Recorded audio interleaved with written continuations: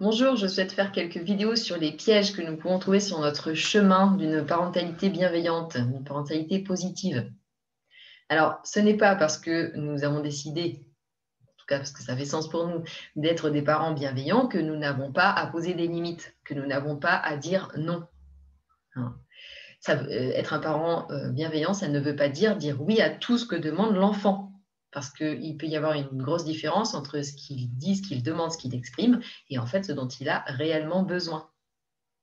Donc, il peut y avoir un amalgame que être à l'écoute, être dans l'accueil, être dans l'acceptation de ce qui est, ça veut dire oui à tout. Non, pas du tout. Ce qui va compter, c'est quels sont les noms que je vais dire, quelles sont les limites que je vais dire, donc qu'elles soient conscientisées, en fait, choisies, et comment je vais les poser. C'est sur la manière de les poser que ça va être important. Et si je remarque que j'ai du mal à mettre ces limites,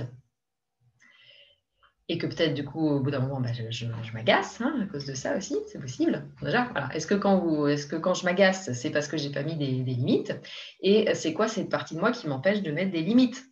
Est-ce que c'est parce que j'imagine voilà, que être bienveillant, ça veut dire oui à tout? Est-ce que c'est parce que j'ai peur des émotions qui vont naître chez l'enfant quand je vais poser une limite? Est-ce que j'ai peur de mes émotions à moi? Est-ce que j'ai peur de ma manière de mettre des limites? Voilà, plusieurs pistes. Est-ce que je ne vais pas mettre de limites aussi pour rester dans une situation confortable? Non, il n'a pas envie de dormir, non, non, mais il ira se coucher en même temps que moi, c'est plus confortable. Hein. Il veut manger que des pâtes au ketchup? Oui, bah si, ça lui fait plaisir. Écoute, moi, c'est important que tu fasses plaisir. Donc, est-ce que c'est un besoin de confort, un besoin de faire plaisir? Est-ce que c'est parce qu'on a eu des modèles d'adultes qui, dans la manière de poser des limites, étaient forcément agacés, tendus ou autoritaires, et que du coup, on ne veut pas se retrouver comme ça, alors on n'est pas de limite. Voilà.